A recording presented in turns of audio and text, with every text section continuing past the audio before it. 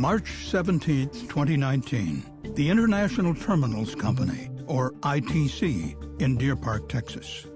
ITC is a bulk liquid storage terminal used to store petroleum and petrochemical products for various companies.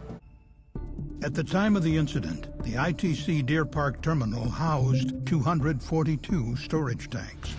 One of those tanks was called Tank 80-8. It was an above-ground atmospheric storage tank leased by a local company. The tank had a capacity of 80,000 barrels and was used to store butane-enriched naphtha product, a flammable liquid blend of butane and naphtha. On the evening of March 16, 2019, 2 tank trucks loaded with butane arrived at the terminal. 360 barrels of butane from those trucks was offloaded into Tank 80-8. The tank circulation pump mixed the newly added butane with the butane-enriched naphtha product already in the tank. The pump remained on overnight. After that day's delivery, Tank 80-8 was nearly full. ITC planned to transfer the contents of the tank to a chemical tanker ship around noon the next day.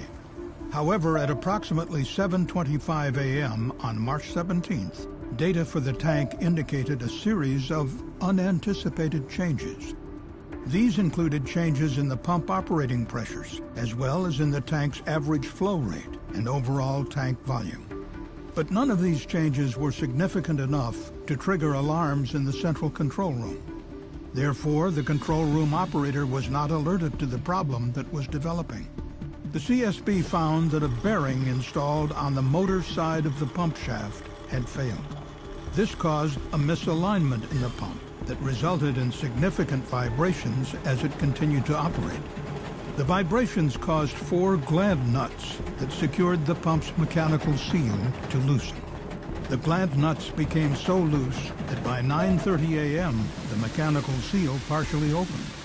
Because the pump was still circulating material in Tank 80-8, butane-enriched naphtha product from the tank began to escape through the partially open seal. By around 9:45 a.m., the 4 gland nuts came off entirely, causing the pump's mechanical seal to catastrophically fail. Even more flammable liquid escaped from the failed pump.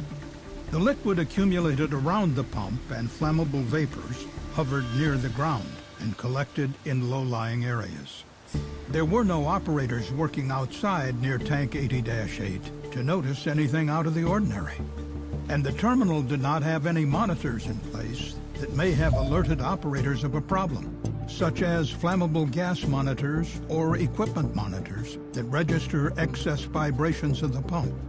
Further, the decrease in tank volume did not trigger any alarms in the central control room.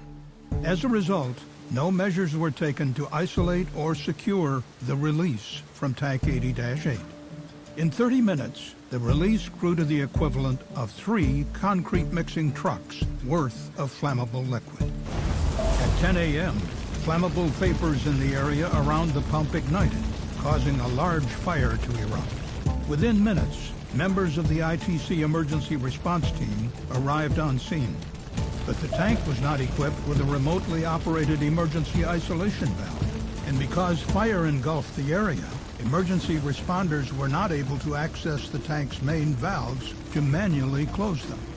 Therefore, ITC was unable to stop the large volume of flammable liquid in Tank 80-8 from escaping.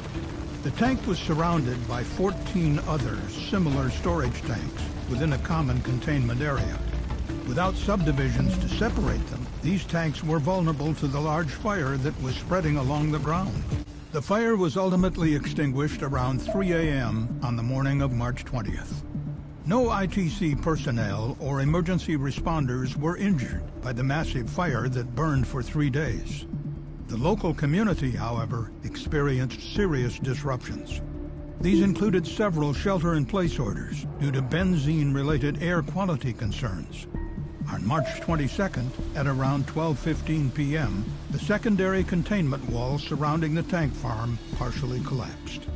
A mixture of released hydrocarbon products, firefighting foam, and contaminated water escaped and eventually reached the Houston Ship Channel.